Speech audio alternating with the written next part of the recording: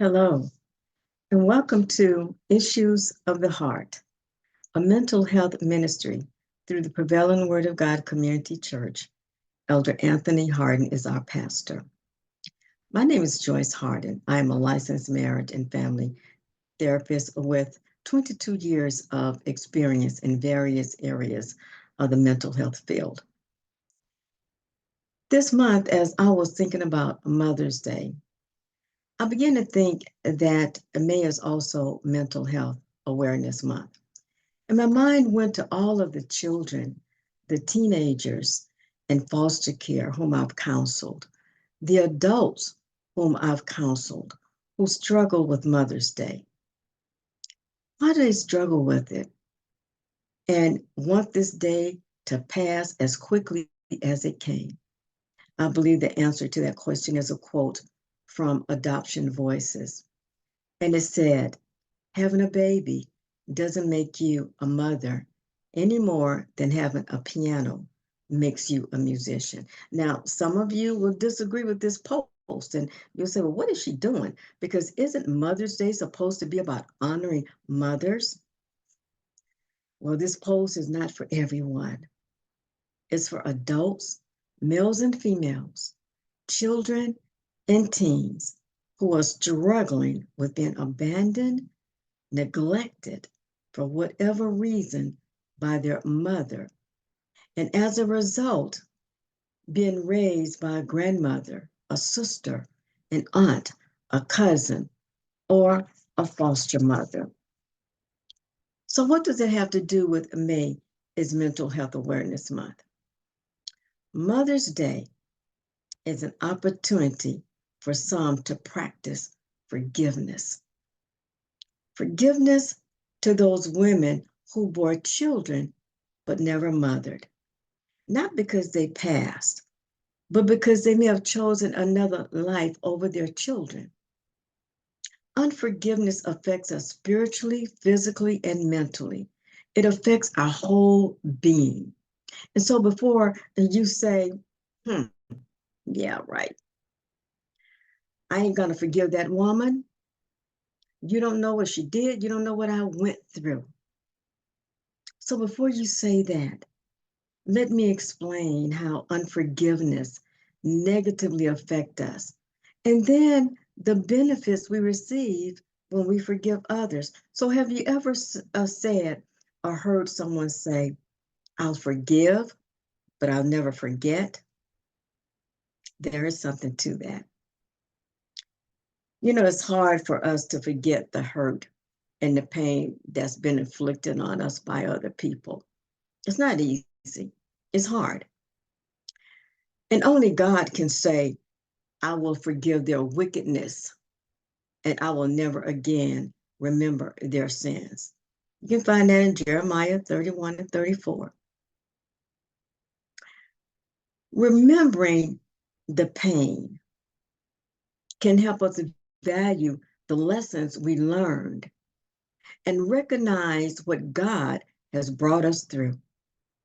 So we may never forget the hurt and the pain, but remembering that hurt and that pain can help us to value those lessons and again recognize what God has brought us through. It also help us remember and also help us to uh, uh, stop repeating, or it keeps us from repeating the same mistakes or needlessly placing ourselves in a position where hurtful things can happen again. So remembering also help us to not place ourselves in situations where this may happen again, or in the company of other people who may cause us hurt and pain, the same type of hurt and pain. Now, I want to share my screen with you because there are stages to unforgiveness. And unforgiveness just doesn't jump out at us, right? There are stages to it. And the first stage of unforgiveness, just let me see if I can just share my screen here for a minute.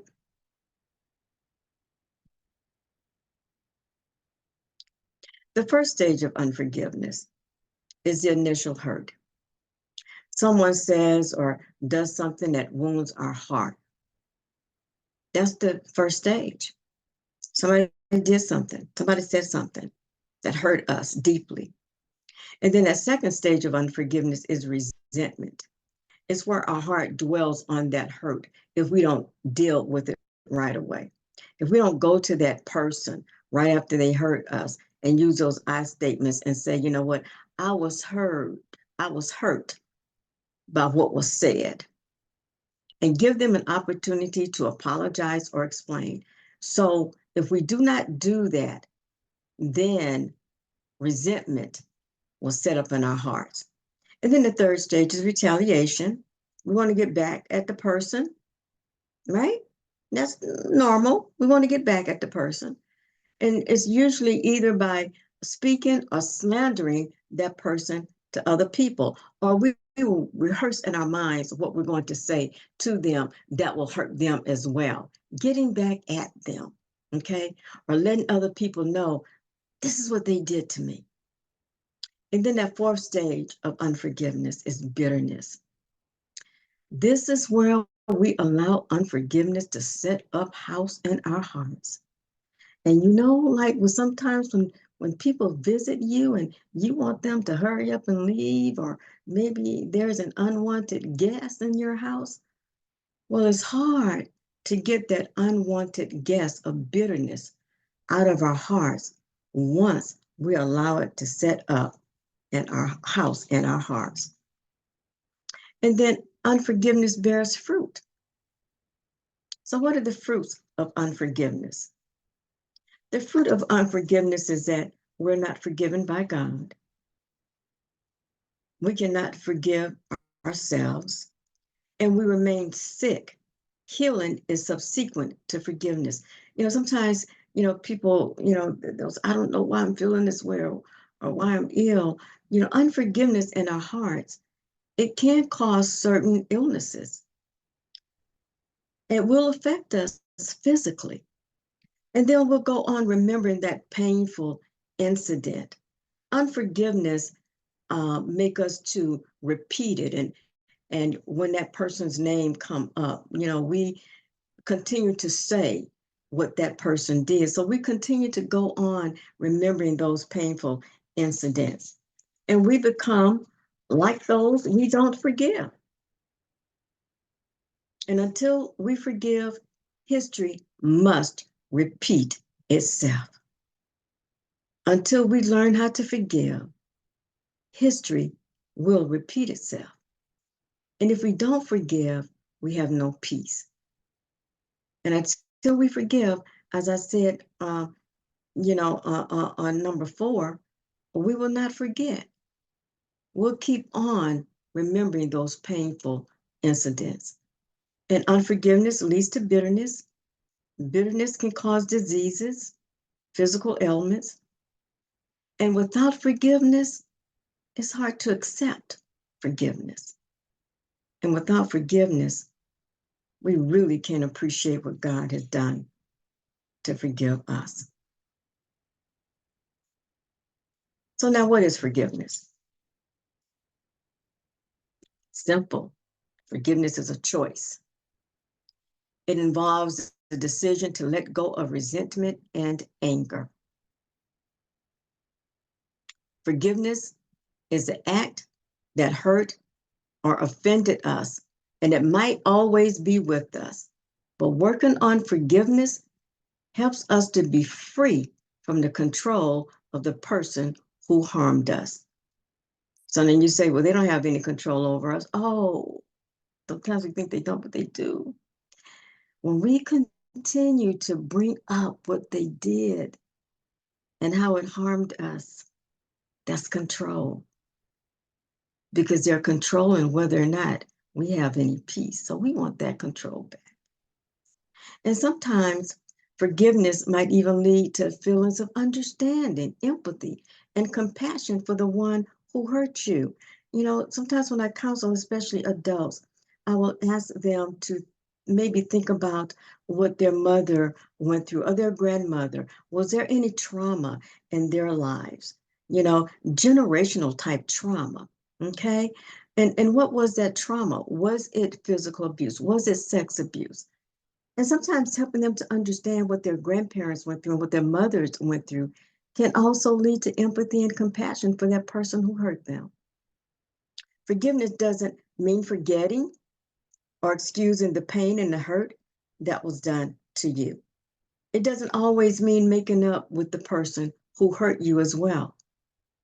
Forgiveness brings a peace that allows you and us to focus on ourselves and help us to go on with our life. So now, what are some of the benefits of forgiveness? Forgiveness can lead to healthier relationships. So if you're able to forgive the hurt and the pain caused by somebody else, you're able to forgive any hurt that may come as a result of being in a healthy relationship, because we're all human and we all make mistakes. So then it'll be easier to forgive someone else. It improves our mental health. We feel good about ourselves. Then there's less anxiety, stress, and hostility. And when we forgive, our bodies are not rigid and tense, and there's just stress, and there's a hostility, and there's the anger and the irritability. All of that comes with unforgiveness.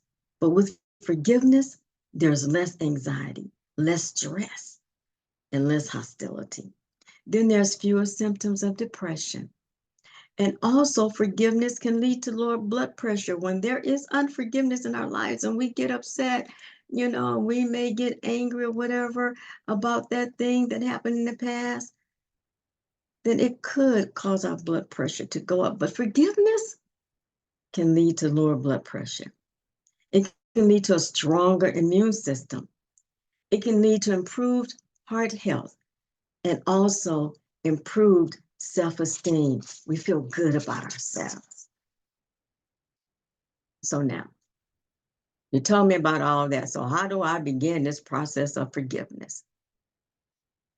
Forgiveness is a commitment to change. As I said earlier, it's a choice. In moving toward forgiveness, we may want to recognize the value of forgiveness and how it can improve our life.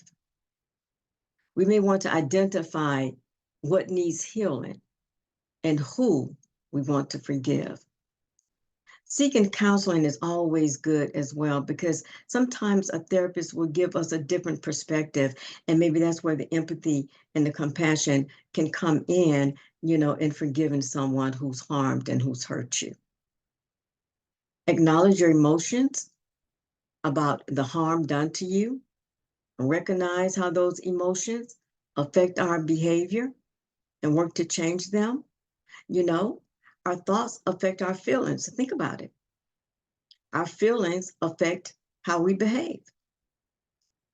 And also, moving toward forgiveness, we may want to choose to forgive the person who's offended us. As I said earlier, forgiveness is a commitment and it's a choice to change.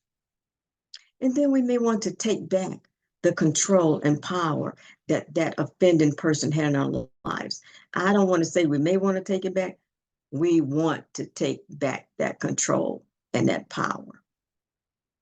And control and that power is constantly thinking about what they've done, which constantly reminds us, which may constantly cause hurt and pain. So we want to take that control and that power back. And then be aware that forgiveness is a process. It doesn't happen overnight. It takes time. It is a process. So now, forgiveness also does not mean that we have to reconcile. Reconciliation will be impossible if the person has passed, or it may be impossible if the person is unwilling to communicate with you. However, it doesn't depend on whether or not that person wants to communicate with us or not. Forgiveness is still possible. It's a choice to forgive, and it's our choice. It's a choice to forgive, though hard at times. It may seem difficult at times, but it's a choice. And that choice stops that cycle of hurt and pain. It brings a new chapter in our lives, a chapter of peace and a chapter of joy, a chapter moving on and moving forward, a chapter of letting go and feeling free, right? Remember, Jesus chose forgiveness. He offered that forgiveness freely to us. And his call is for us to do the same, to forgive others their trespasses against us.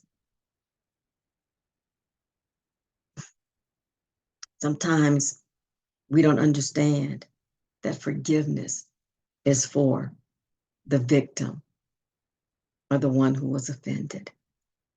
It's not for the perpetrator. It's for us. Forgiveness is for you. So I hope I've shared something that will help some of you on Mother's Day to forgive and move forward. And if you are a mother, to be able to enjoy that time with your children and forgive maybe the past trespasses or transgressions of your own mother. God bless you.